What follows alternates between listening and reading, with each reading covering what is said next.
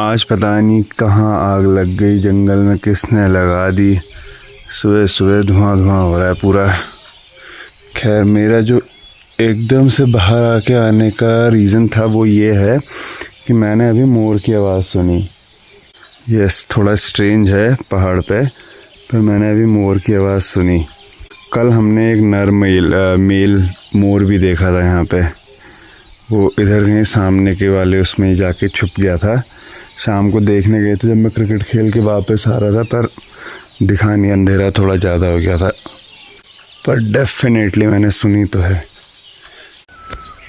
फ़िलहाल जो अभी सेब के बगीचों में बीमारी दिखती है वो है ये एक टाइप का इंसेक्ट होता है, इसको बोलते हैं वूली एफिड्स। एक सेकेंड, जो नॉर्मल बगीचे में एफिड आते हैं उनका जैसा ही होता है, पर ये इसमें एक इनके बॉडी से एक बायोलॉजिकल रिएक्शन के उससे एक ये वूल जैसा निकलता है, ऊन जैसा। तो इसको अगर खींचूंगे देखो लाल लाल सब इसका ये खून होता है। तो ये जो भी नई ग्रोथ होती है उन पे अटैक करता है ये। तो या तो अभी इन्फेस्टेशन इसका बढ़ रहा है तो इसमें कहीं सेलेक्टिव इंसेक्टिसाइड स्प्रे करनी पड़ेगी। तो इसका एक नेचुरल प्रेडेटर देखा है मैंने। यहाँ पर जो होता है वो है ब्लैक थ्रोटेड टिट। कहाँ गया? ये रहा, देखो ये है ब्लैक थ्रोटेड टिट, ये खाता है इनको। तो अगर ये इसका नेचुरल प्रेडेटर है तो मेरा तो काम ही बच गया फिर इसका मतलब। तो वाह, ये तो बहुत अच्छी न्यूज़ मिल गई। तो ये टिट्स असल में इनको खा रही है। वो इस पेड़ में बैठी थी और ये देखो इन्फेस्टेशन कितना ज़्यादा है इसमें। कहाँ गया? ये है पत्तों में ये। तो वो इसमें से उठा के ले जा रही हैं। तो फिर मेरे को इस इकोसिस्टम में इंटरफेयर करने की कोई ज़रूरत नहीं है। मैं वैसे भी अपने सेब वाले उसमें ज़्यादा स्प्रे करना पसंद नहीं करता हूँ।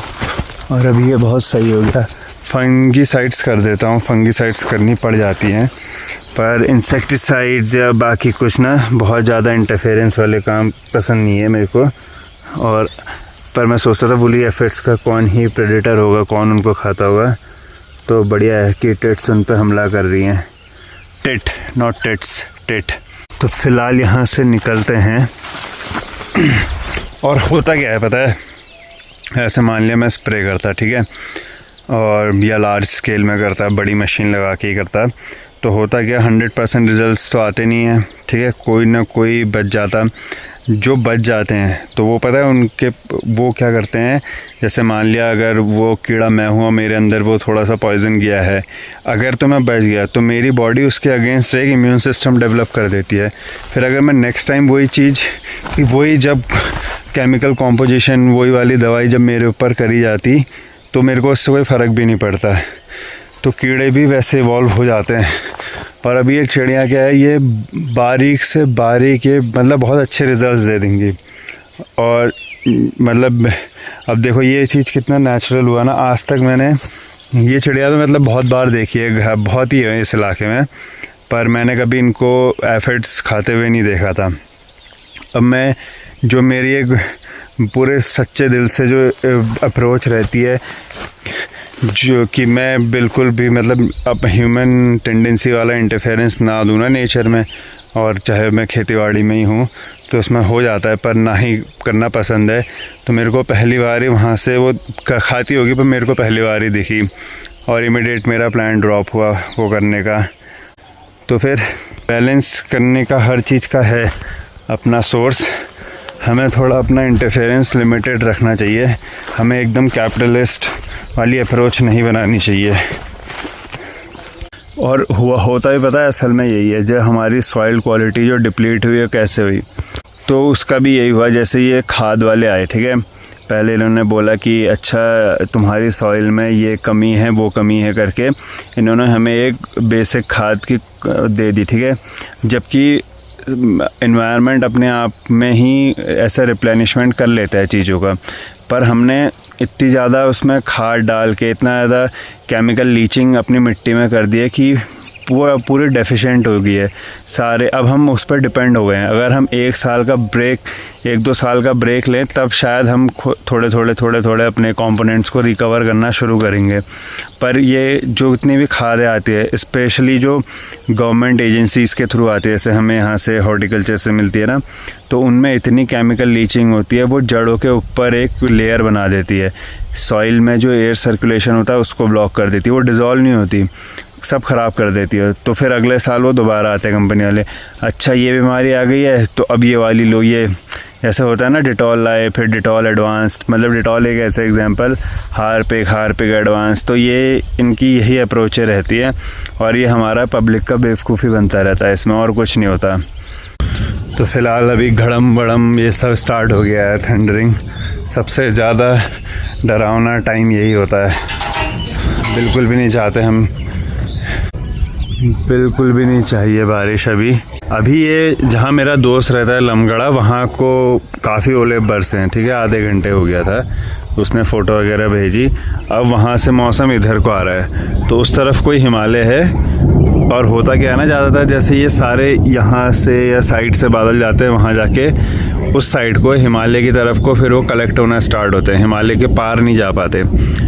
और फिर वहाँ से पैक होते मौसम ऐसे बन रहा होता है, तो उसके वहाँ तक बारिश आ चुकी है। हमारा अब ये वाले एरिया जो ये वाइट पोर्शन दिख रहा है, यहीं पर ही अभी बिजली चमकी थी।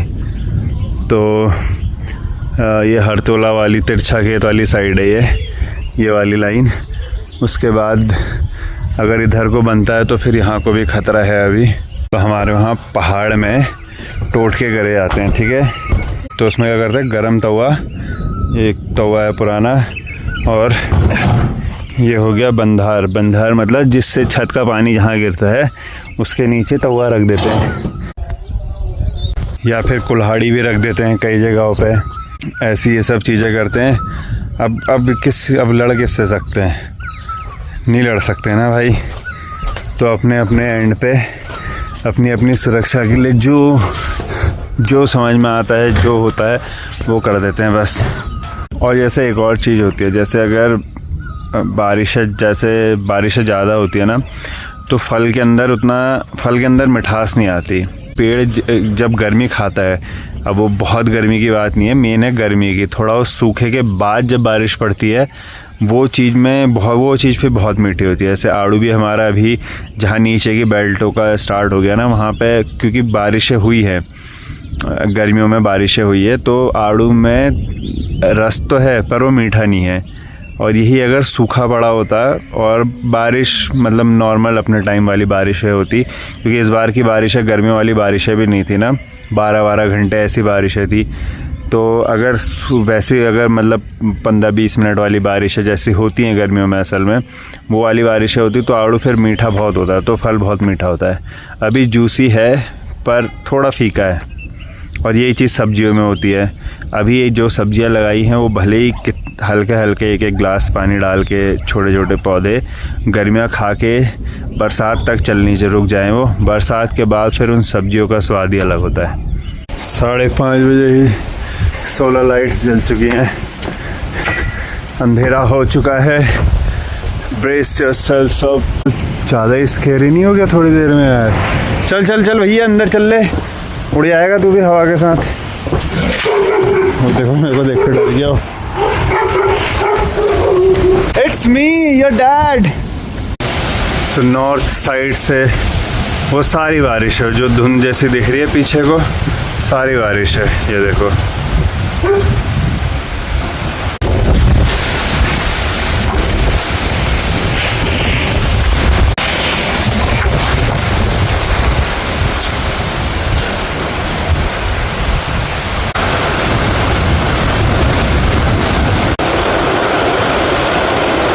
तो आज बच ही गए हैं फ़िलहाल के लिए, भगवान ने लाज रख ली है। ओले होले कुछ नहीं आए, आंधी तूफान हल्का फुल्का वही स्टार्टिंग में, उसके बाद बारिश ही हुई है। तो मेरा टोटका भी काम कर गया, मेरा क्या हमारे पहाड़ वालों का, बुजुर्गों का।